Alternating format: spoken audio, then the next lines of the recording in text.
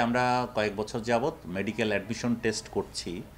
Medical admission টেস্টে যখন স্টুডেন্টদেরকে আমরা প্লেস করি বিভিন্ন মেডিকেল কলেজে, তখন ক্রাইটেরিয়া কিন্তু 3টা ক্রাইটেরিয়ার উপর বেসিস করে করা হয়।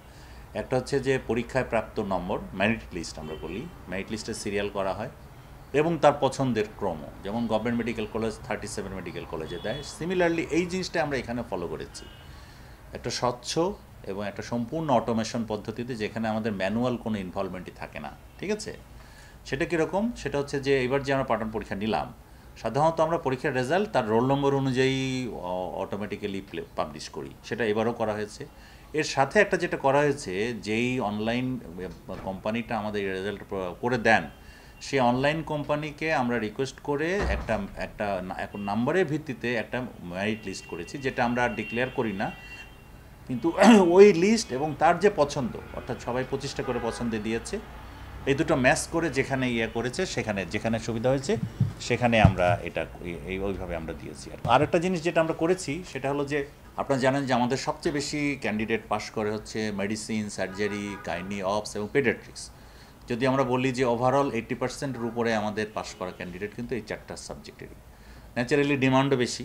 তো এইটা 4টা সাবজেক্ট এতদিন ধরে তাদের যে প্লেসমেন্টটা আছে, সেটা বেশিরভাগই বড় মেডিকেল কলেজ, মানে ঢাকা, সলিমুল্লাহ, সরওয়ার্দী, এইসবগুলোতেই তারা এতদিন ট্রেনিং করেছে।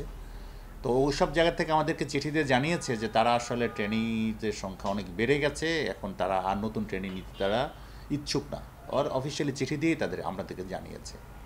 তো আমরা আসলে এই জন্য ওই 4টা সাবজেক্টে এই কয়েকটা প্রতিষ্ঠানে আমরা আসলে এবার মানে একেবারেই নগণ্য সংখ্যক কিছু ট্রেনিং দিয়েছি, কিন্তু তাদের ট্রেনিংয়ের ব্যবস্থা করা হয়েছে। একটা জিনিস কিন্তু কেউ বলতে পারবে না যে যারা ট্রেনিং করতে চেয়েছে আমরা কোনো ট্রেনিং প্লেস দিতে পারি নাই, এরকম কিন্তু না, বা কাউকে এমন জায়গায় আমরা দেই নাই যেখানে সে ভাতা পাবে না।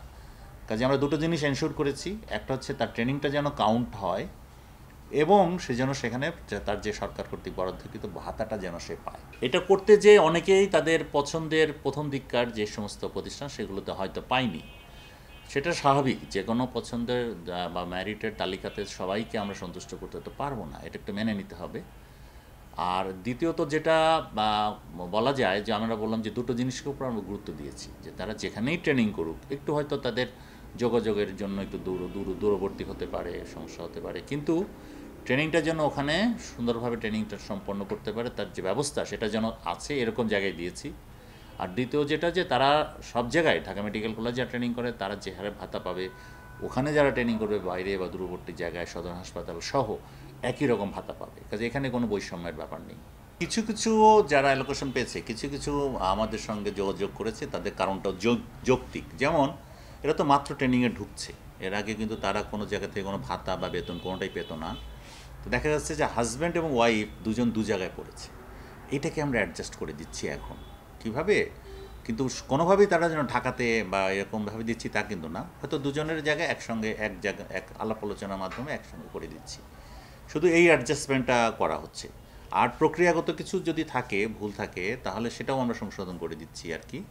এছাড়া আমরা আর কোনো চেঞ্জ খুব একটা করছি না, কারণ এখানে আসলে আমাদের মানে নিজেদের হস্তক্ষেপ করার কোনো সুযোগ আর কি নেই।